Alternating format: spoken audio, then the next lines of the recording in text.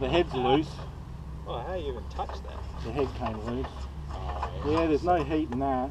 Yeah, because it's alley. It's blown 2 reeds out.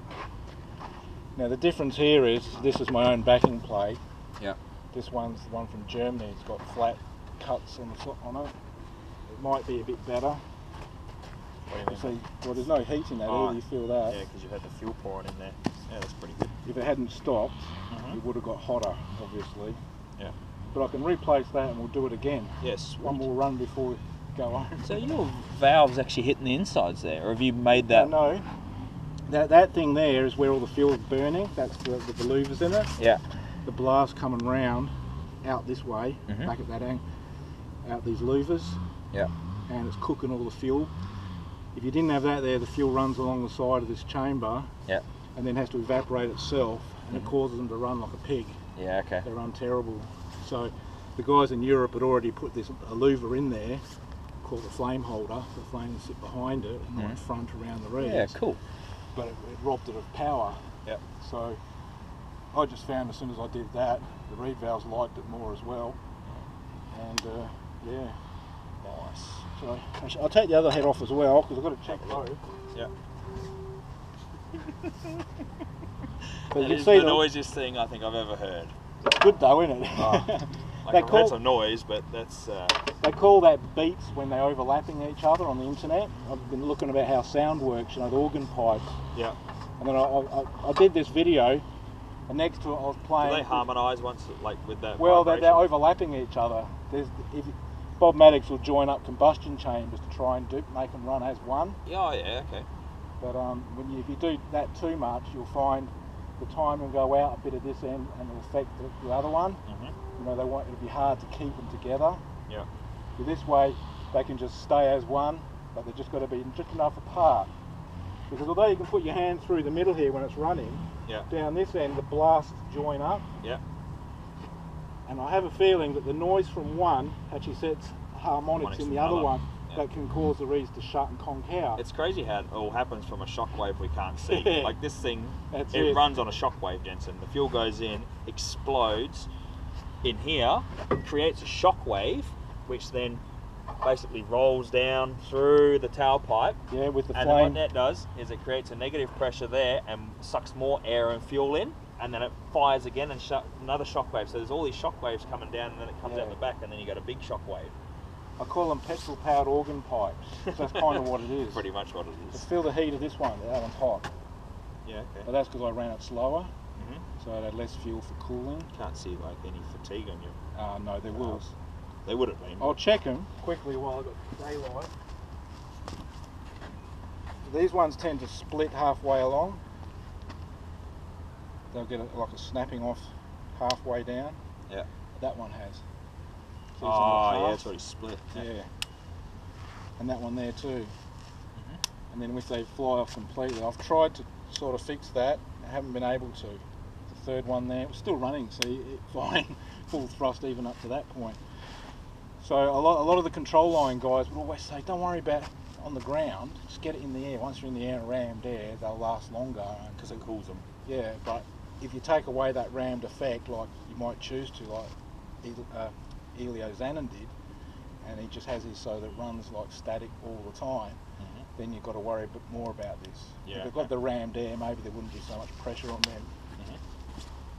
Because the control line ones only last for just nothing when you do it statically. But you don't want to be going round and round at that sort of pace for more than a minute anyway, would you? No, like, I do want them, if they're going an RC plane, I want to be able to fire them up and see the plane does its full flight without conking out. Yeah. And if I could make it more reliable than that, I'd like to see it go on a go-kart and stick more motors on. And if you get one go, it takes you a while to go back from one engine to the other. Yeah. You've got to have it reliable. You can't have it conking out and flames everywhere. That's it.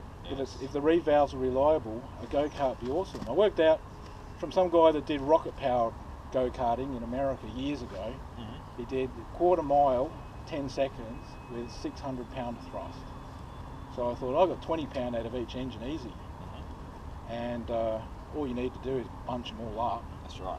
You know, a nice little cluster of these engines. And if you want more grunt than that, they do go great with nitrous oxide. They love it. There's a 40% boost in power with nitro. I've got a little nitro kit at home for a motorbike, and just blast it down the intake and turn the fuel pump up. Yeah, and then big boost. I could add the afterburner, which adds a nice deep tone to the sound. Adds a few flames out the back, and but that only gives, unfortunately, only about, for this, probably £5 at the most extra.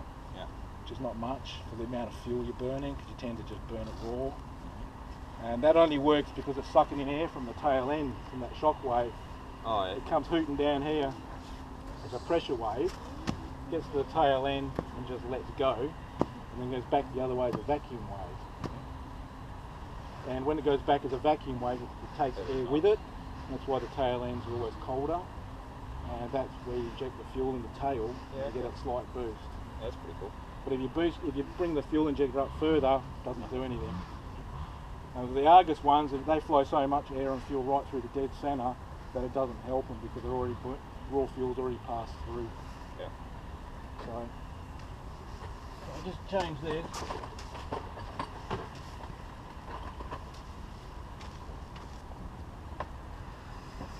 There's the backing plate. I mean, these ones are steel. Yeah, that's what my whole shit's got on plane. But it doesn't have to be steel. Aluminium's okay. Just people having replaced most of them from aluminium. But if everything's going fine, they'll never melt. So that's the material from Sweden. Free float. The one overlaps the other. So you just run this one just for more pressure on these valves? No, well, this is 12 thou. Sorry, 10 with the holes on it. 10, yeah, 10 thou. No, it's 8 thou. So it's thinner. But this one, thinner, you can allow them to bend further without it being snap. But the whole idea was this one opens first, so it starts letting air in, air starts coming in, and then the second one will open up. Greater timing on you. I found a few things. If you run it without that, these ones tend to just chip all around the outside. There's less thrust, it chips like mad, and harder to start as well. It was easier to start with these, have more power, and it takes a bit of the weight off this reed, lightens it. The only thing is when they crack, they tend to go from the middle outwards. That's the only downfall of cracking reed. So yeah, it's quite possible that just running one, when I first put this material in, it ran for 10 minutes and I stopped it. Yeah. Restarted it, I got another 5 the most, and then it blew. I think your GoPro's still going. Oh no, is it? It's flashing. Oh yeah.